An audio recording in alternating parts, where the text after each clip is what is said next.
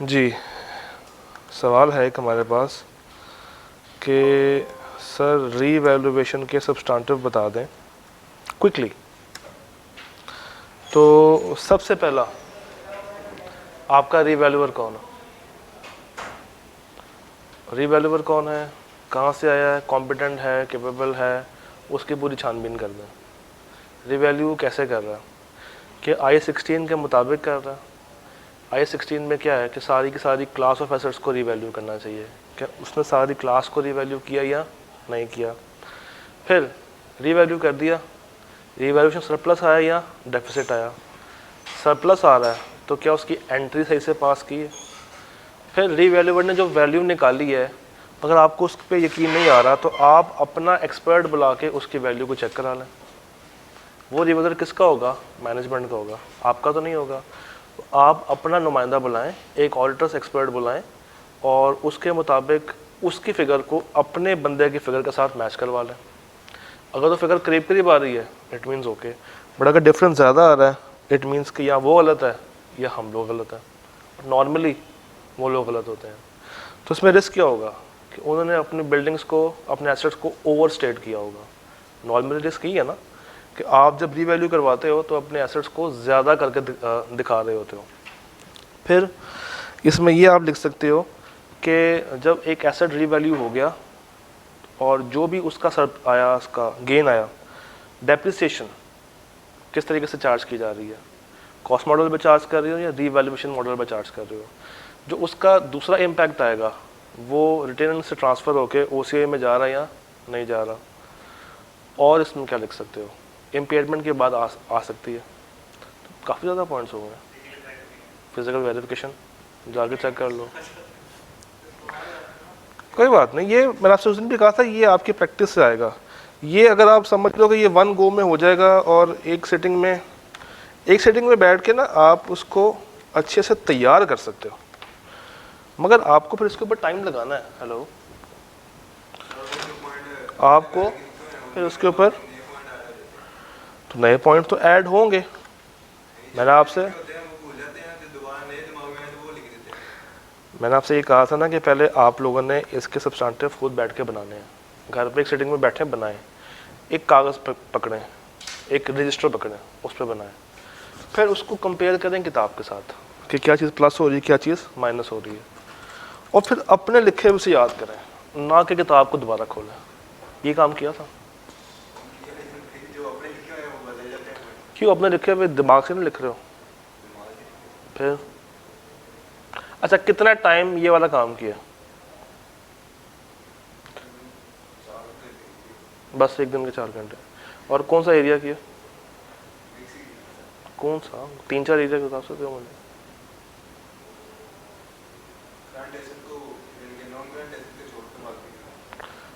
अच्छा, आपने डेटर्स किया, क्रेडिटर किया? क्रेडिटर में क्या क्या आपको मसले हैं?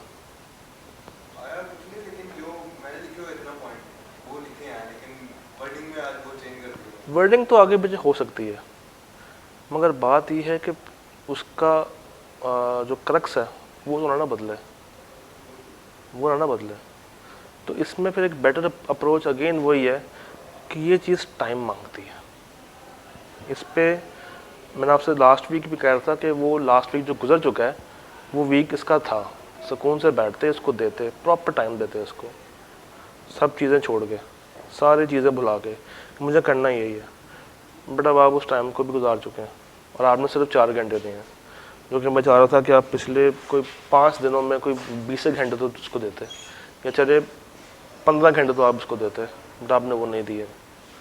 कोई बात नहीं, दिल्ली भी दूर नहीं गई, आपके पास ये वीक भी है, लगा लें ये वीक। आप लोग एक काम करें, डेली बेस के ऊपर ना 2 से 3 एरिया करें डेली बेस के ऊपर। आज जाएं, करने कैसे हैं, आज जाएं। फॉर एग्जांपल आपने पकड़ा नॉन करंट एसेट, पकड़ लिया, आपने किताब बंद कर दी। किताब बंद करने के बाद आपने वो 5 बातें लिखी, 5 असर्शंस लिख ली, और अपना दिमाग यूज़ करते हुए भूल जाएंगे मैंने क्या बताया, किताब में क्या लिखा हुआ है, स्किप कर दो सब कुछ। Use your own mind and right it down. बहुत चीज़ें आप लोग गलत लिख रहे होंगे, बहुत चीज़ें आप लोग गलत जगह पे लिख रहे होंगे, कोई मसला नहीं, लिखते जाएं लिखते जाएं लिखते जाएं। लिख लिया, ओपन करें बुक को। जब आप बुक ओपन करते हैं तो फिर आपने लाइन बाय लाइन उठा के चीज़ों को देखना है। जो चीज़ किताब में एक जगह पे मौजूद है और आपने उसको लिखा है मगर गलत जगह पे लिखा है, इट मीन्स कि आपकी प्रेजेंटेशन गलत है, बट वो चीज़ आपके माइंड में थी। आपने जो सवाल खुद से पूछा था, आप उस सवाल को उस जवाब से कोरॉबोरेट नहीं कर पाए। तो सोचें कि ऐसा क्यों हुआ है और उसको सही जगह पे ला के क्लासीफाई कर दें। फिर जो आपने बातें लिखी हैं शायद किताब में वो बातें मौजूद भी हों, और जो नहीं है उनको उठा के लिख लें अपने बनाए हुए नोट्स में, और फिर किताब बंद करके अपने नोट्स याद कर लें। तो रोज़ के चले 3 भी छोड़ें, मंडे से सैटरडे, रोज़ के 2 एरियाज, रोज़ के 2 एरियाज लिख लें। चलें मंडे को कौन कौन से करने हैं, ताकि आप सबका बराबर हो, और किसी भी टाइम अगर आपने कंपेयर करना हो तो आप दूसरों के साथ भी कर सकें। लिख लो। मंडे, आज आप लोगों ने करना है कैश एंड बैंक और नॉन करंट एसेट। मैं बस के वहां भी लिख देता हूँ।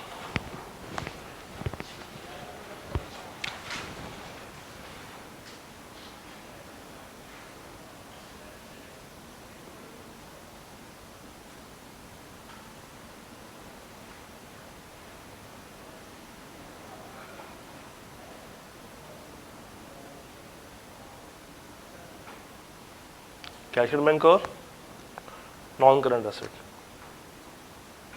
Tuesday,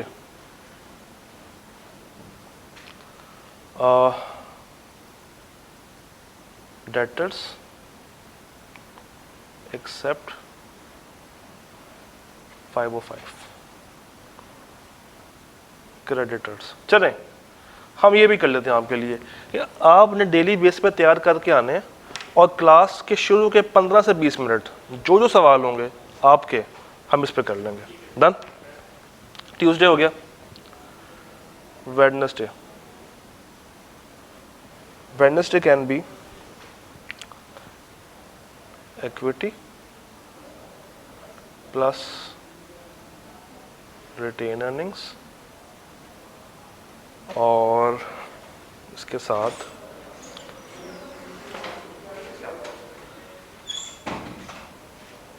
non current liability.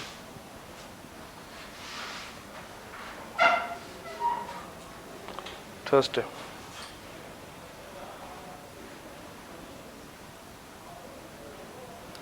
Intangibles. अच्छा, इंटेंजिबल्स के साथ 8 मेरा पूरा हो गया, कैश एंड बैंक आ गया, डेटर्स आ गया,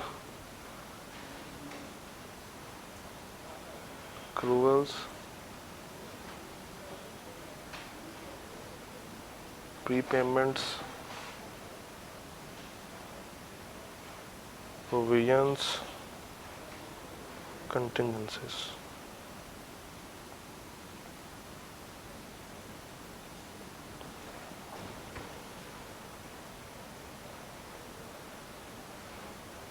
फ्राइडे,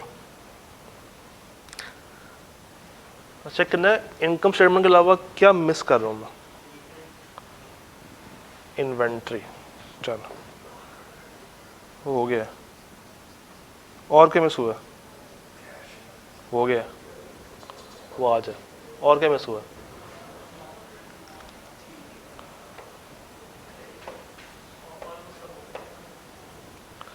इन्वेंट्री के साथ इस तरह कर लें, प्लस 501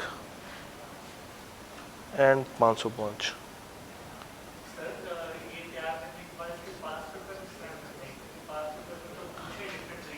अभी वो छोड़ दें, सिर्फ सवाल करके लेकर आए पहले। Forget about what has been asked. Saturday can be used for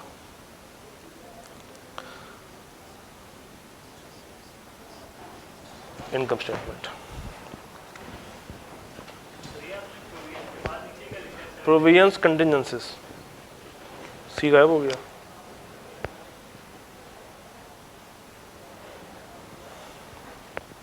और कोशिश करें कि दूसरे के साथ डिबेट करें। डिबेट से भी चीज़ें काफ़ी ज़्यादा आपको याद रहती हैं, बिकॉज बहस की हुई बात और ख़ुद से लिखी हुई बात के भूलने के चांसेस थोड़े से कम होता है। तो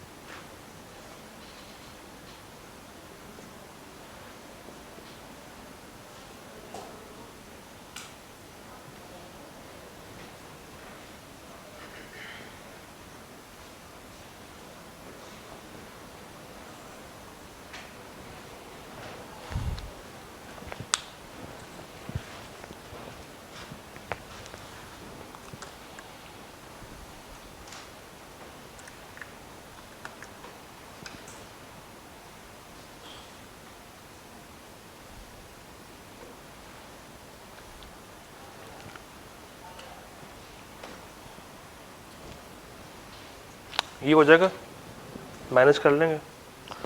तो अब आपने डेली बेस पे उसको तैयार करके आना। फॉर एग्जांपल आपने आज तैयार किया कैश एंड बैंक और नॉन करंट एसेट्स, तो कल के शुरू के 15 से 20 मिनट हम इसके ऊपर बात कर लेंगे। जो आपके मसले मसाइल होंगे उसको देख लेंगे। या अब हम ऐसा भी कर सकते हैं कि हाफ क्लास इस पर कर ली और हाफ क्लास हम लोगों ने 7 पे कर ली या 5 पे कर ली, जो भी उस वक्त साथ साथ चल रहा होगा। डन। एक दिन एक लेक्चर में बैठकर सारे कवर नहीं हो पाएंगे, नहीं हो पाएंगे। 15 मिनट 20 मिनट तक स्टार्टिंग के इनफ है। जनाब 7 पे आते हैं। प्यारे बच्चों, FR1 पढ़ी है, FR1 में रेशोज पढ़ी थी। प्यारे बच्चों, प्रॉफिटेबिलिटी रेशो क्या होती है? प्रॉफिटेबिलिटी रेशो क्या होती है? प्रॉफिट निकालने की रेशो हम कैसे निकालते हैं? क्या फॉर्मूला? आप पता नहीं कौन सी फ्लाइट से उड़ के आए हो मेरे पास। मैं प्रॉफिटेबिलिटी की बात कर रहा हूँ। नॉर्मल जो एक रेशो होती है प्रॉफिट की, वो क्या होती है? Profit over sales. तो अगर मैं प्रॉफिट के साथ जी लगा दूं, क्या होगा? वो ग्रॉस प्रॉफिट। और अगर मैं एन लगा दूं तो क्या होगा? तो अगर जीपी ओवर सेल्स करूं तो ये रेशो किसकी होगी? GP ratio. और अगर एनपी ओवर सेल्स करूं तो एनपी होगी। तो इसको मैं मल्टीप्लाई किससे करता हूँ? 100 से या 365 से?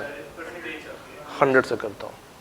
तो प्यारे बच्चों, प्रॉफिटेबिलिटी रेशो क्या होती है? Profit over sales. तालियां, आपने FR1 में चीज़ें पढ़ी थी। प्यारे बच्चों, करंट रेशो किसे कहते हैं? Current assets over current liabilities. इसको मल्टीप्लाई करता हूँ मैं? नहीं करना। और इसकी आइडियल रेशो क्या होती है? 2:1। 2:1 ये किसकी होती है? करंट रेशो की। और क्विक रेशो क्या होती है? करंट एसेट माइनस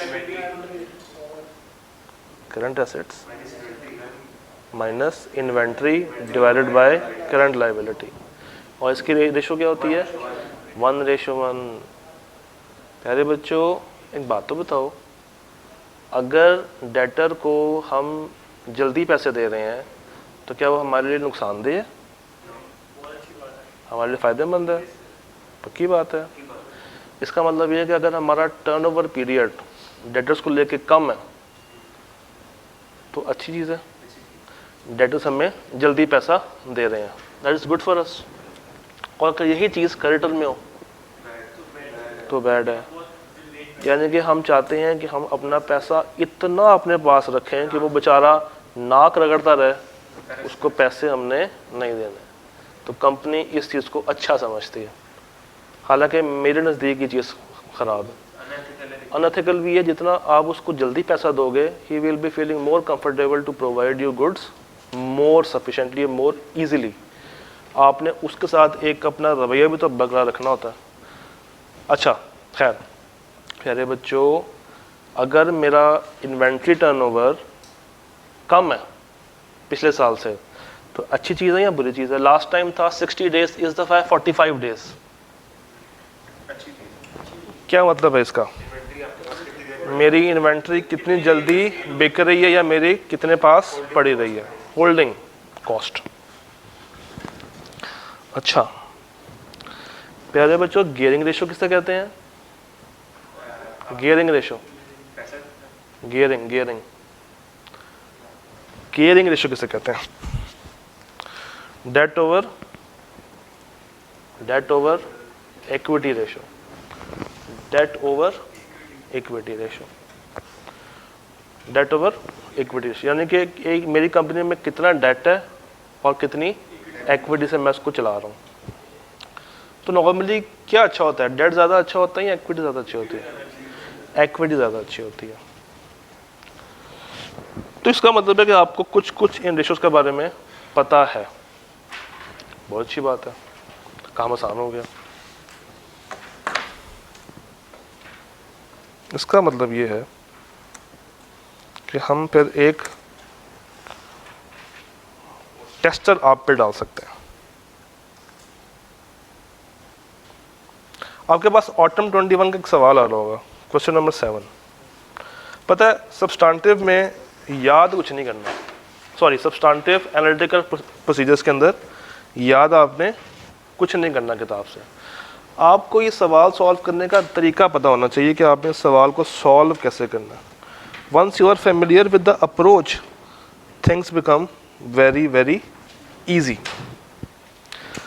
जी ये सवाल आपके पास एक आ रहा होगा,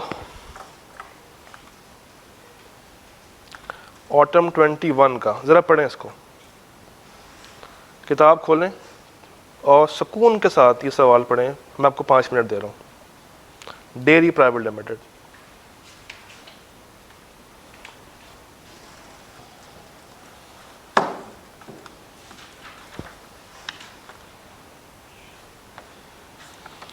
आपके साथ साथ मैं भी पढ़ता हूँ, क्या याद करेंगे आप लोग।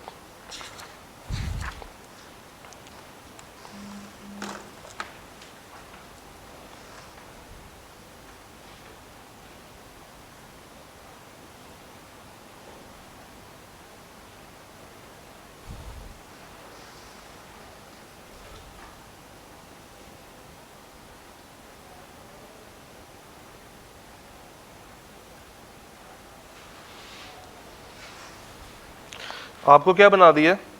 Audit manager in a firm of chartered accountants, और आपके क्लाइंट का नाम क्या है? Dairy private limited. डीपीएल ने आपको अपनी ड्राफ्ट फाइनेंशियल्स मेल किए हैं और ईयर एंड क्या है उनका? 30 जून 2021 along with the related notes.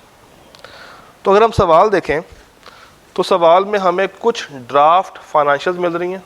ऊपर क्या आ रही है? Balance sheet. नीचे क्या आ रही है? Income statement. और उसके नीचे हमारे पास कुछ नोट्स आ रहे हैं, नोट 1 और नेक्स्ट पेज पे नोट नंबर 2, नोट नंबर 3 और नोट नंबर 4। ये एक लाइट अगर हम बंद कर दें इसके लिए, काशिफ पॉसिबल है? अगर एक बत्ती बंद कर दी जाए, सही आ रहा है? ठीक है। तो हमारे पास 4 नोट्स हैं और उससे ऊपर हमारे पास एक एक्सट्रैक्ट है किसका? बैलेंस शीट का, और एक एक्सट्रैक्ट है किस चीज़ का? इनकम स्टेटमेंट का। इक्विटी रिजर्व आ रहा है, लॉन्ग टर्म लोन आ रहा है, ट्रेड एंड अदर पेएबल्स आ रहा है। इसका मतलब ये साइड होगी मेरी इक्विटी एंड लायबिलिटी की।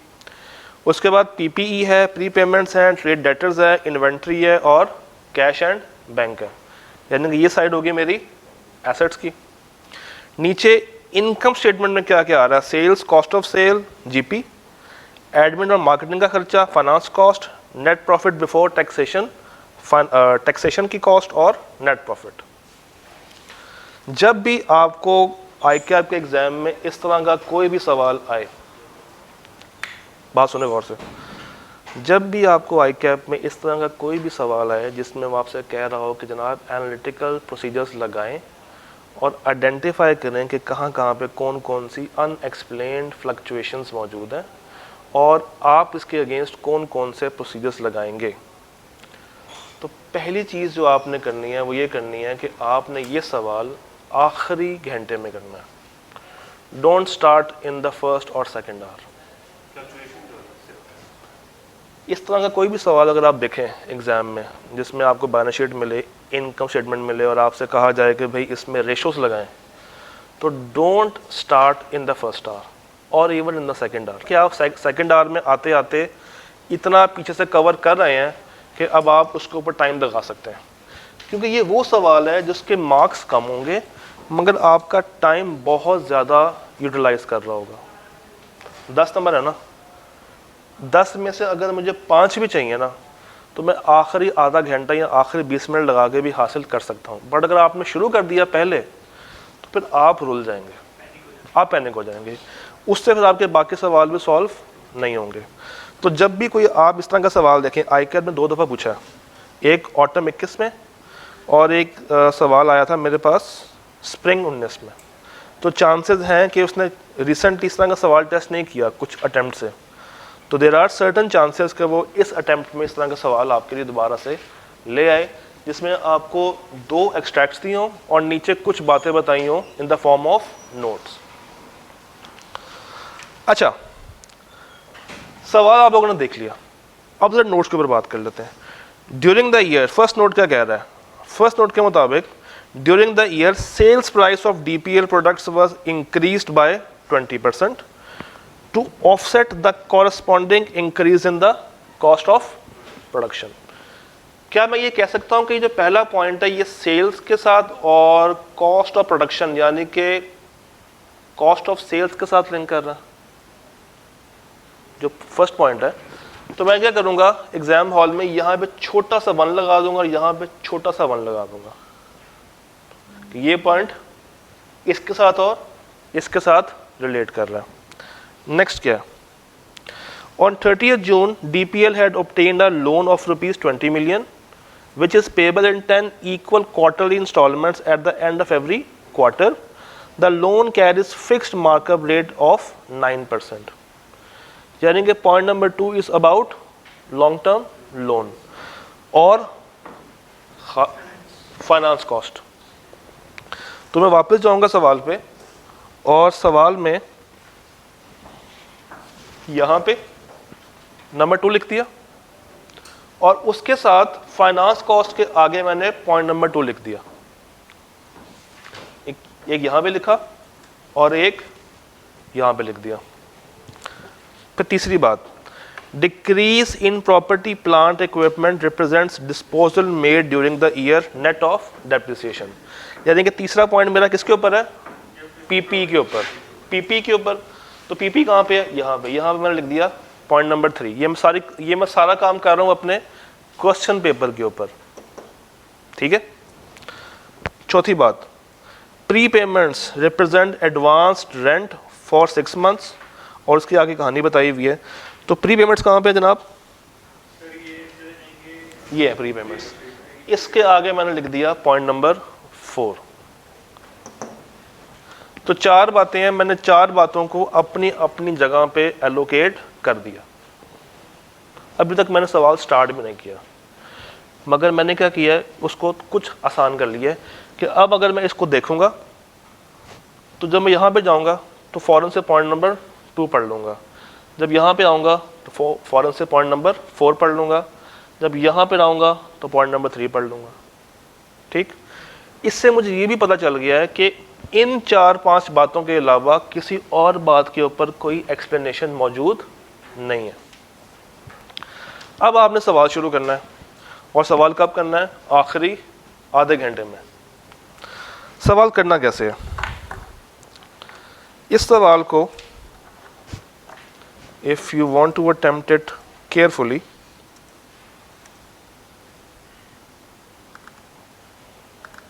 तो this has to be done something like this। ये देख रहे हैं, नजर आ रहा है? नहीं आ रहा? एक सेकंड।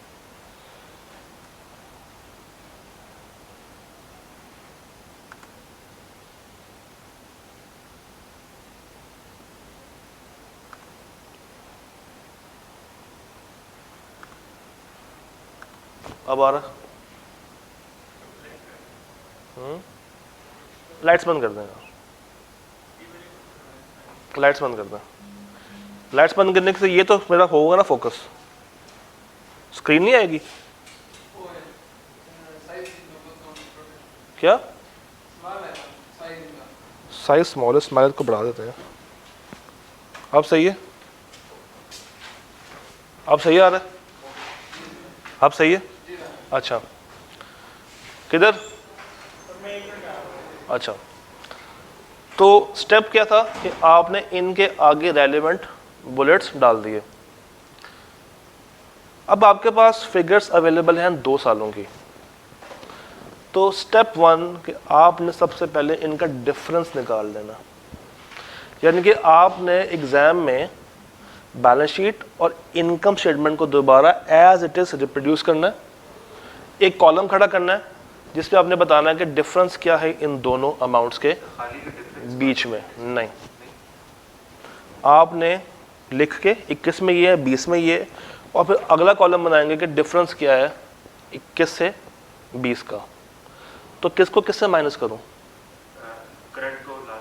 करंट को लास्ट से, यानी कि 21 को माइनस करूं 20 से। For example 35922 minus 26,000 is equal to 9922।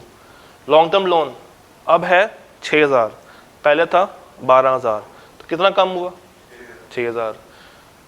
Trade and other payables अब है 7,800, पहले था 6,500, कितना बढ़ गया? 1,300। तो इस तरह आपने एक कॉलम खोलना है जिसमें सारी की सारी डिफरेंसेस अमाउंट आपने निकाल लेंगे, ये हो जाएगा काम। Same for balance sheet and same for income statement. तो अब अगर इस साल में सेल्स मेरी 1,11,000 रुपये हैं और पिछले साल में थी 73,000, तो इस साल कितनी सेल्स मेरी बढ़ गई? 52% नहीं, 38,000। मैं पर यहाँ पे खड़ा हूँ। तो cost of sale last time थी 54,750, अब है 83,050, तो कितनी बढ़ गई? 28,300।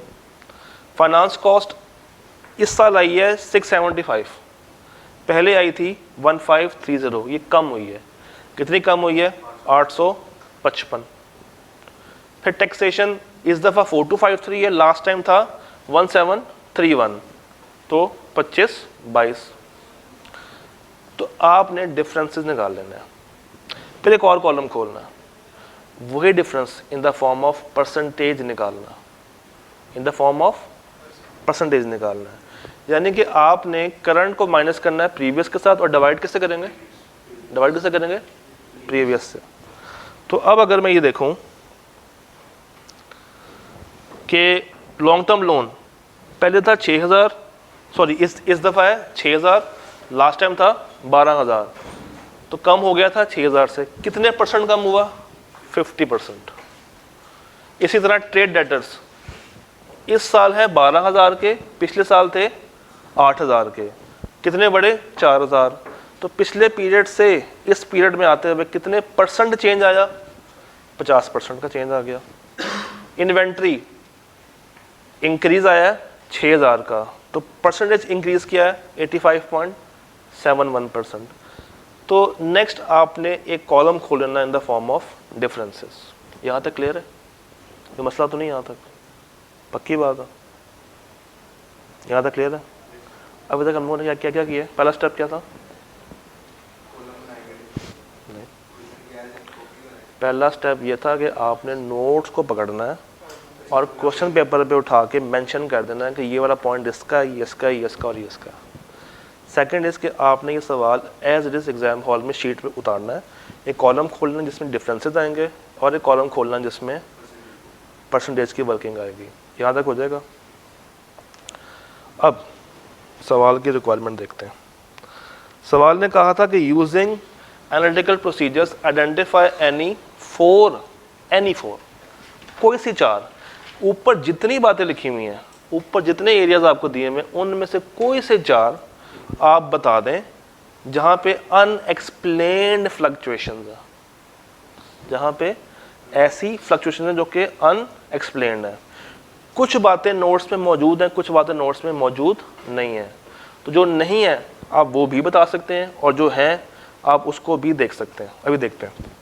In the above situation plus आपने उसके साथ लिखने हैं की ऑडिट प्रोसीजर्स जो कि आप उस एरिया को वेरीफाई करने के लिए लगा रहे होंगे।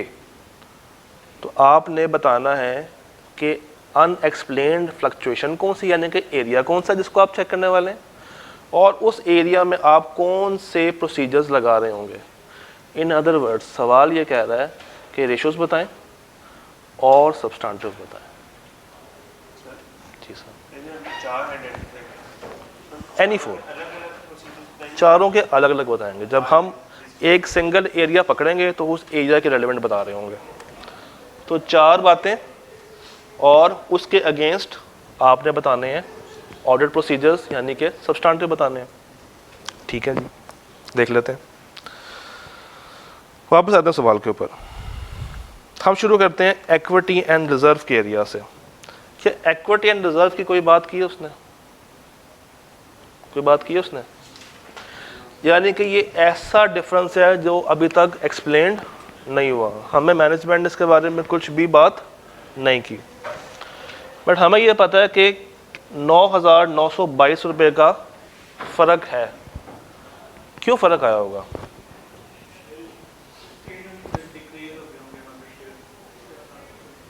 डिक्रीज हुआ,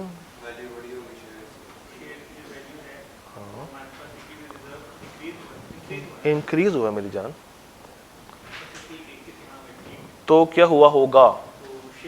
या शेयर इशू हुआ होगा, या शेयर इशू हुआ होगा, या इसको यहाँ तक पहुँचते पहुँचते इसमें कुछ चीज़ भी ऐड हुई होगी। वो क्या? रिजर्व्स या रिटेन अर्निंग ऐड हुई होगी।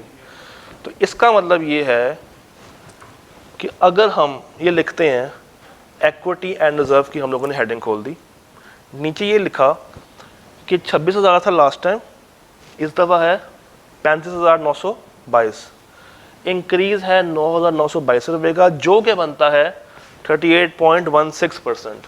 But management has not given any explanations on this. In order to verify, we will be performing below audit procedures. और वो कौन से होंगे? इक्विटी के और रिटेन अर्निंग के। तो इक्विटी में क्या लिखूंगा?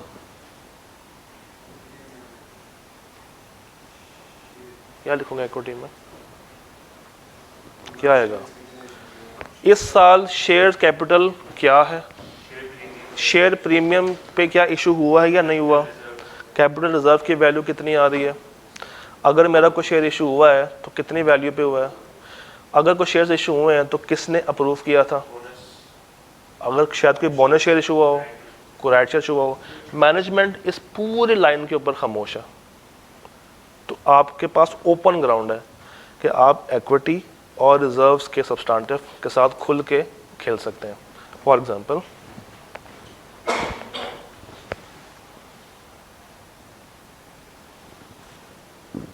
आप चेक कर लेंगे कि टोटल ऑथराइज कैपिटल कितना है विद कंपैरिजन टू एमओए।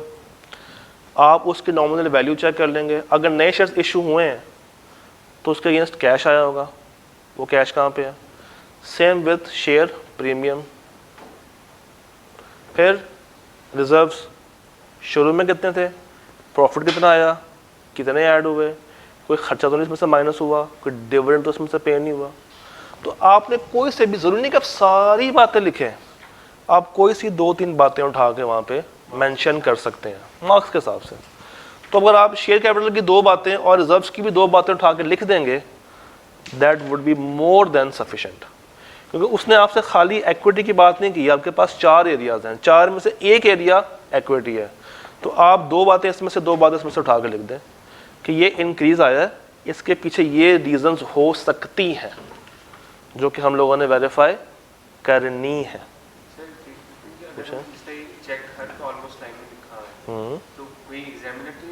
नहीं, आप हर लाइन में check covered, evaluate covered, identify covered, वो आप लिख सकते हैं, कोई मसला उसमें नहीं है।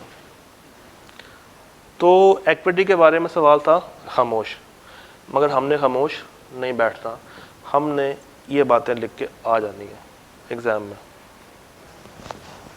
एक और पॉइंट देख लेते हैं, लॉन्ग टर्म लोन।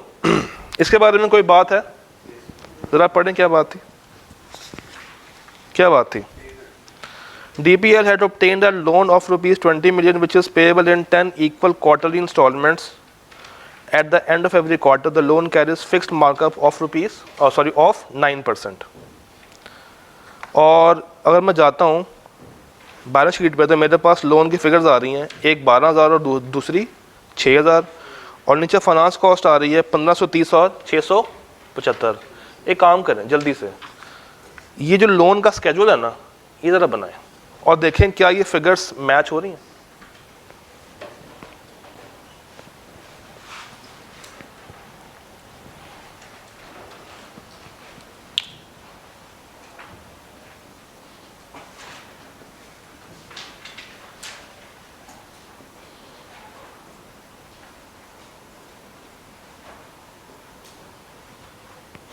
देखें सर क्या ये फिगर्स मैच हो रही हैं, क्योंकि आपने निकालना क्या है, फ्लक्चुएशंस, मसले। हो सकता है कि एंटिटी ने ये बैलेंसेस ही गलत लिखे हों, तो आप बीइंग एन ऑडिटर, याद है रीकैलकुलेशन तो करें ज़रा।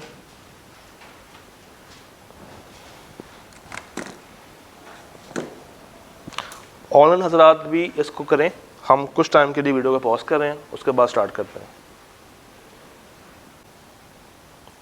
और ना होपफुली आप लोगों ने कुछ इस तरह की एक वर्किंग की होगी।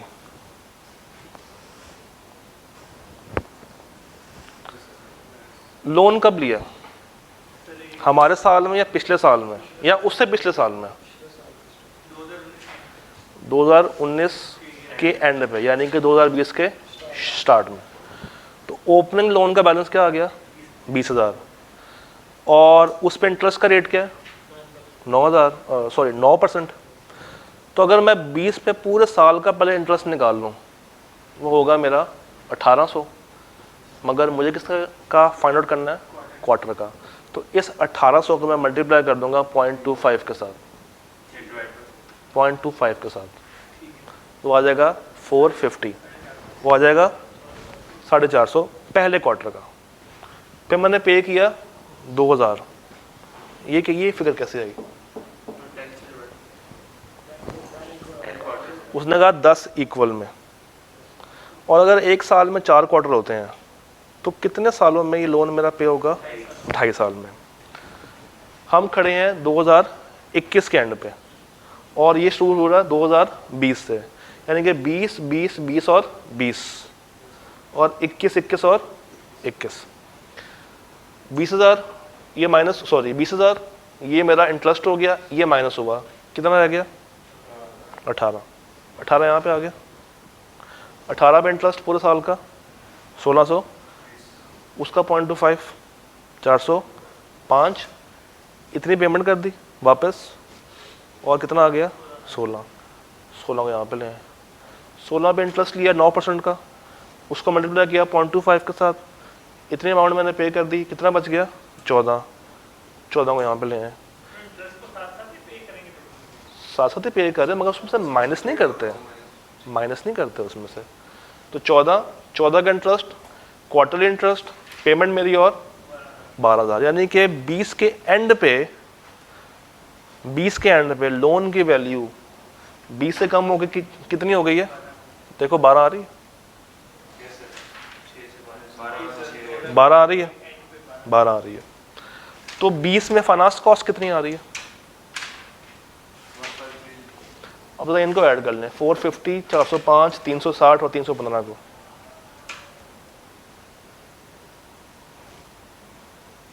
इन 4 को ऐड करें, कितनी आ रही है, कितनी, 1530। यानी कि 20 के एंड पे जो फिगर्स आ रही हैं वो ये वाली भी ठीक है और ये वाली भी ठीक है। अब आते हैं 21 पे। सारा काम जब हम लोगों ने दोबारा कर लिया, तो अब जरा मुझे बताएं इस वक्त 21 के एंड पे फिगर कितनी आ रही लॉन्ग टर्म लोन की, 6। अच्छा, Q5, Q6, Q7, Q8, ये साल के भी 4 क्वार्टर ही है ना। 12 साल का इंटरेस्ट, क्वार्टर का इंटरेस्ट, अमाउंट पे कर दी 10,000। 10,000 साल का इंटरेस्ट, क्वार्टर का इंटरेस्ट, अमाउंट पे कर दी 8,000। 8,000 साल का इंटरेस्ट, क्वार्टर का इंटरेस्ट, अमाउंट पे कर दी और 6,000।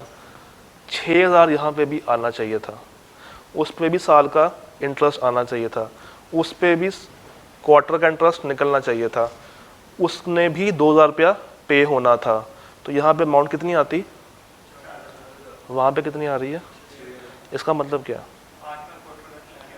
इसका मतलब क्या? 8वां क्वार्टर का उन्होंने माइनस नहीं किया। अच्छा, इन तीनों इंटरेस्ट को वर्कआउट करें।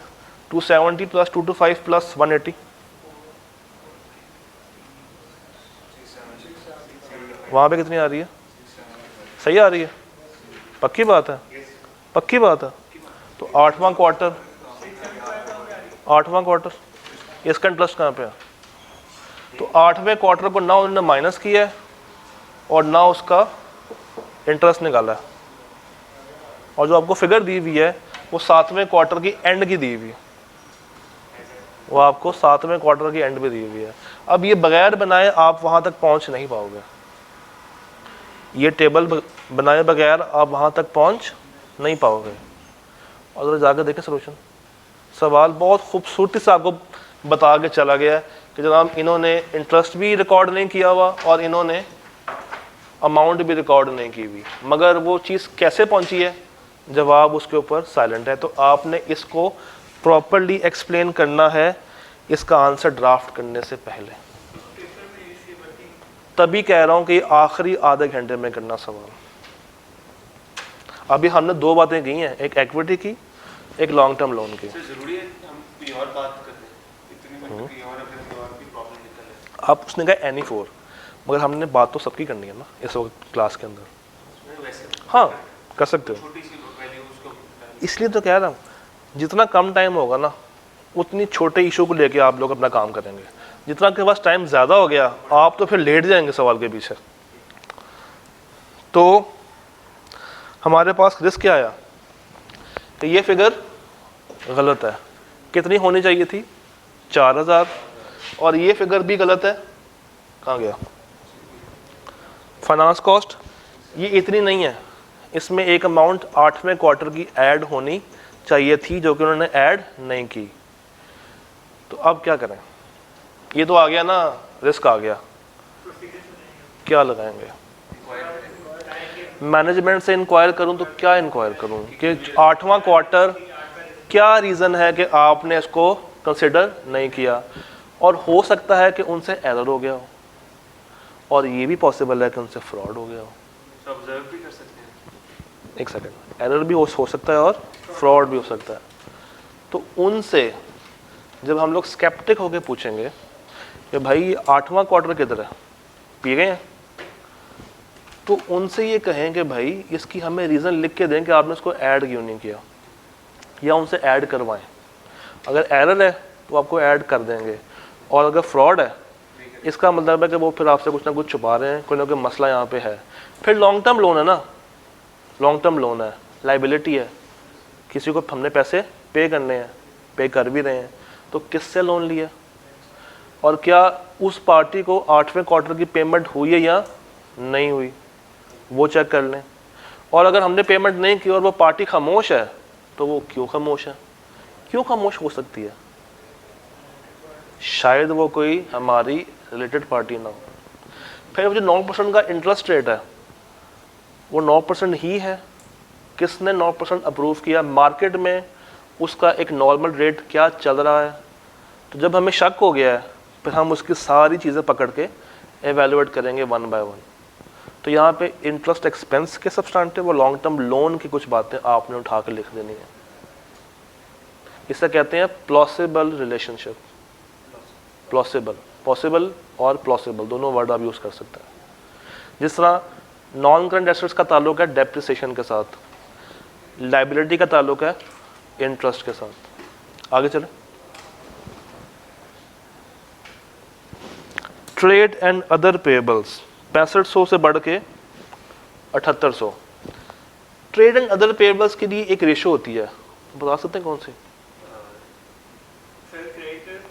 Creditors turnover ratio, creditors turnover ratio निकालें ना ज़रा, 20 की क्या आती है और 21 की क्या आती है, निकालें ज़रा, 20 की क्या आती है और 21 की क्या आती है? क्या आती है आपके पास? Creditor turnover ratio,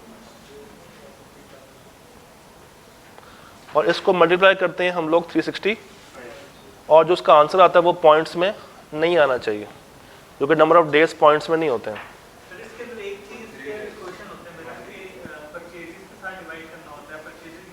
cost of cell, तो मेरे पास आ रहा है 6500 और उधर क्या है 7800, डिवाइड किससे करना है मैंने? ये होता है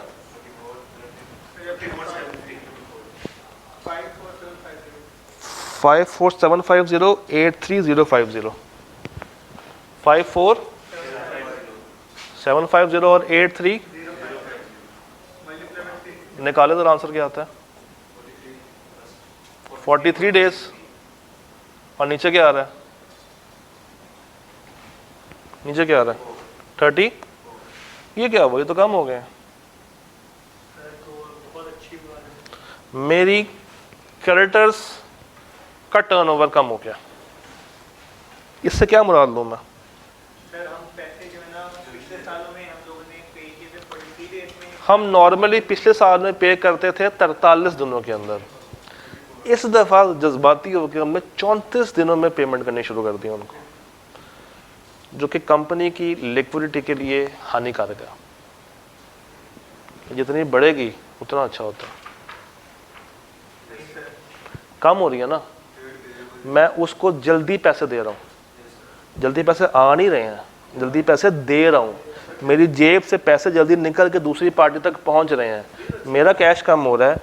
स्टैंडर्ड्स इसको कहते हैं कि ये ख़राब बात है, मगर बिजनेस मैनेजमेंट इसको कहते हैं कि अच्छी बात है, कि जितना आप अपने क्रेडिटर को खुश करेंगे वो आपको तंग हालात के अंदर भी माल सप्लाई करेगा।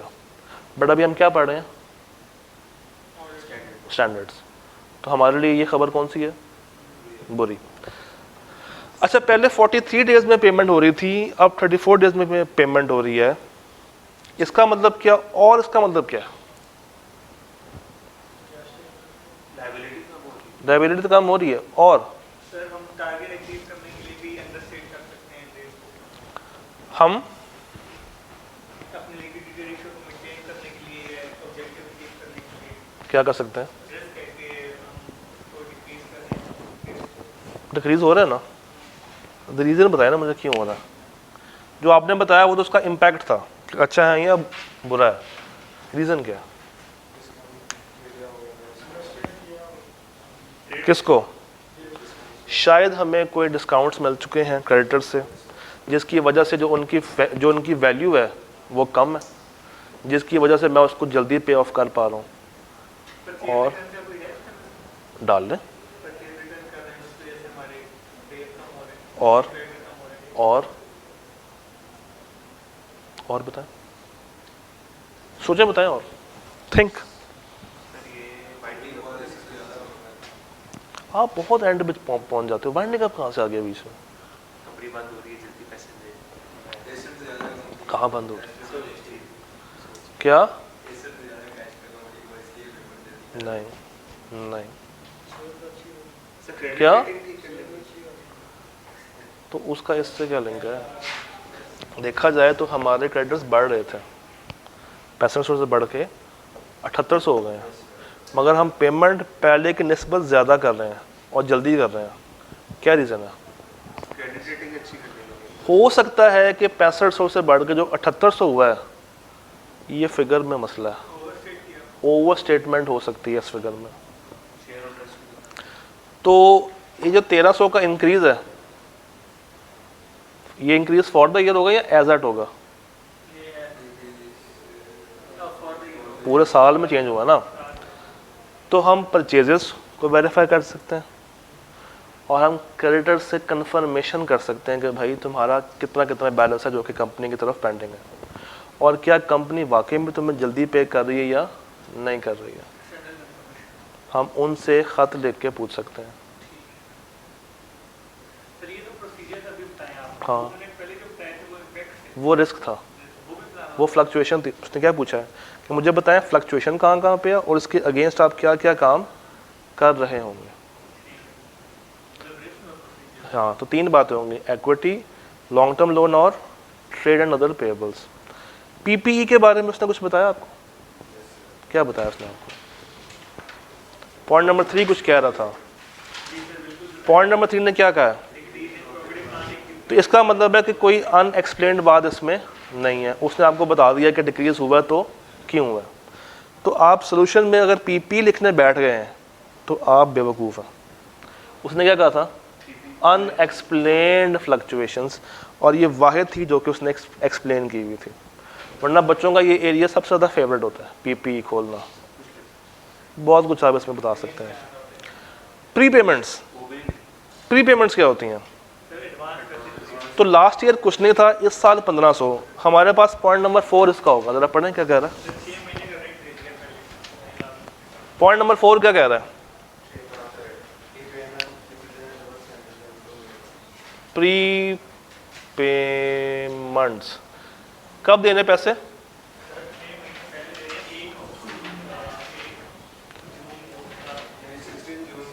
छः महीने पहले दे रहे हैं। क्या हो गया आपको?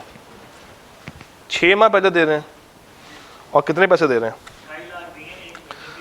मैं खुद ही पॉइंट पढ़ लेता हूँ। Prepayment represent advanced rental payment of warehouse obtain for 6 months on 16 June. Monthly rent कितना है? 2.5 लाख। हमने पेमेंट कब की है? 16 जून को। हमारा ईयर एंड क्या?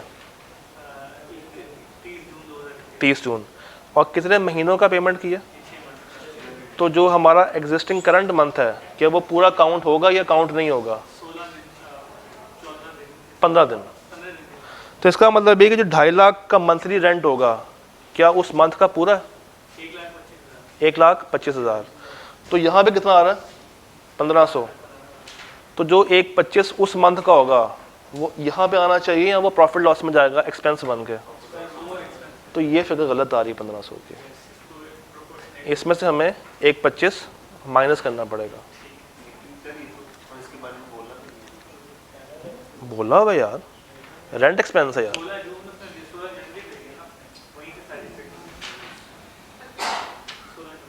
क्लास अगली इसी कैमरे पे या किसी और पे कैरी कर सकता हूँ ना? 10-15 मिनट और। हाँ जी, ये बात समझ आई? प्री पेमेंट्स वाली क्या थी बोला? 2.5 लाख रुपए पे कर रहा है कासिम। कब पे कर रहा है? कब पे कर रहा है कासिम भाई? 16 क्या? अच्छा, हमारा ईयर एंड क्या है? 30 जून। उसी मंथ में कर रहा है जो हमारा ईयर एंड वाला मंथ है। अच्छा, पूरे महीने की पेमेंट कितनी है? 2.5 लाख। मगर क्या हमने पूरा महीना इस्तेमाल करना है उसको? नहीं। कितना करना है? अप्रॉक्सीमेटली 15 दिन। हाफ कर लो ना, अप्रॉक्सीमेटली 15 डेज। तो 2.5 लाख को अगर मैं 2 पे डिवाइड कर दूं, आंसर क्या आएगा? 1,25। वो 1,25 मेरा प्री पेमेंट नहीं है, वो मेरा प्रॉफिट और लॉस में एक्सपेंस की आइटम है अंडर रेंट एक्सपेंस, तो जो यूज़ हो चुका है। अब ये 1500 में से मुझे वो वाली फिगर माइनस करके इनकम स्टेटमेंट में उसको माइनस करना पड़ेगा। उन्होंने उसको बतौर एसेट ट्रीट किया, जो कि गलत है। सर 30 जून 2021 हमारा ईयर एंड है। हाँ। पेमेंट हो रही है 16 जून 2021। हाँ। तो ये एडवांस कैसे हुआ 6 महीने का? तो ये तो मसला है, एडवांस नहीं है, ये तो बात कर रहे हैं। 2.5 लाख पे कर दिया ना, जिसमें से 1,25 15 डेज का है, बाकी 1,25 अगले 15 दिनों का। 16 को पे कर रहे हैं, अगले 6 महीने का एडवांस, जिसमें से 15 दिन हम इस्तेमाल कर चुके हैं, बाकी 5 महीने 15 दिन का पेंडिंग है, जो कि हमारा एसेट है। मगर जो 15 डेज हम इस्तेमाल कर चुके हैं वो मेरा एक्सपेंस है अंडर रेंट। समझ आ गई? ठीक, आगे आए जरा। ट्रेड डेटर्स रेशो निकालें ज़रा। Average days 8000 divided by sales कितनी है? 73,000 और 12 डिवाइडेड बाय 111, क्या आंसर आ रहा है? 40 days, हाँ 20 में 40 days, और 21 में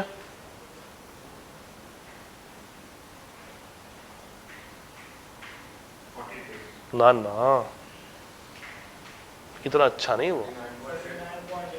दोनों में 40 है, दोनों में 40 है। दोबारा निकालें, सर 40 एग्जैक्ट है और उसमें 39 20 की दोबारा निकालें 20 की 40 है और 21 की क्या है? 39 आपके पास क्या आ रहा है? 111 है, 110 नहीं है। नहीं नहीं ठीक है, 110 है, ये यहाँ पे गलत लिखी हुई है, 110 ही है। अच्छा तो 40 और 40, इसका मतलब है कि कोई चेंज नहीं आ रहा। तो ये रेशो तो होगी हमारी फ़र्क।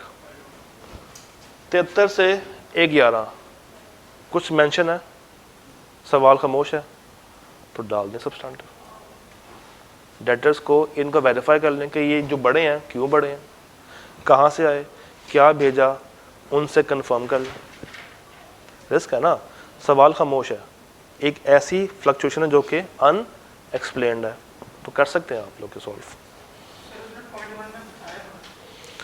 पॉइंट 1 में उसने बताया कि सेल प्राइस बढ़ी है, डेटर्स नहीं, हाँ सेल प्राइस अगर बढ़ गई है तो डेटर्स की वैल्यू भी 20% से तो वहीं से बढ़ गई है। तो इसको अगर मैं 1.2 से मल्टीप्लाई करूँ आंसर क्या आएगा? 73,000 अगर लास्ट टाइम की सेल्स है और इस दफ़ा वो 20% से बढ़ रही है, 6,000, मगर ये फिगर अभी भी बहुत ज़्यादा है। तो इसका मतलब है कि कुछ ज़्यादा चीज़ें इस दफ़ा सेल हुई हैं या ये सेल्स मेरी ओवर स्टेटेड है, तो उसको कंफर्म करना पड़ेगा मुझे डेटर्स से, उनको खदशात लिख के कंफर्म कर लो। फिर कैश एंड बैंक 26,822 से कम होके हो गया 592, मगर ऊपर हमारी इक्विटी बढ़ रही थी, तो अगर मैंने शेयर्स वगैरह इशू किए थे तो पैसा आया होगा, मगर ये तो माइनस में जा रहा। काफ़ी ज़्यादा माइनस। हमने ट्रेड पेबल्स को पेमेंट की है, फाइनेंस कॉस्ट निकाली है और रेंट की पेमेंट्स निकाली हैं। तो यहाँ पर लिख देंगे भाई हमने ये वाली चीज़ें तो माइनस की हुई हैं, इसके अलावा भी पेमेंट्स अगर हो रही हैं तो चूँकि सवाल खामोश है, हम मैनेजमेंट से वो इन्फॉर्मेशन डिमांड कर लेंगे। हम मैनेजमेंट से वो कैश फ्लो की स्टेटमेंट्स मंगवा के उसको वेरीफाई कर लेंगे। सबको समझ आ रही है? अच्छा एक वर्किंग करें ज़रा, ये टैक्स की फिगर सही आ रही है, निकालो ज़रा। 5770 multiply by 0.3, 14175 multiply by 0.3, taxation की फिगर सही आ रही है या नहीं आ रही?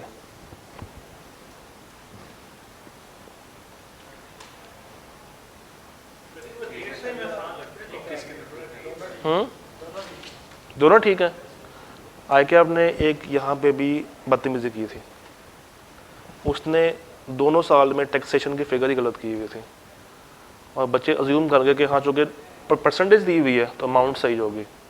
जो सवाल है ना स्प्रिंग 19 का, उसमें ये मसला है टैक्सेशन का, इसमें नहीं है।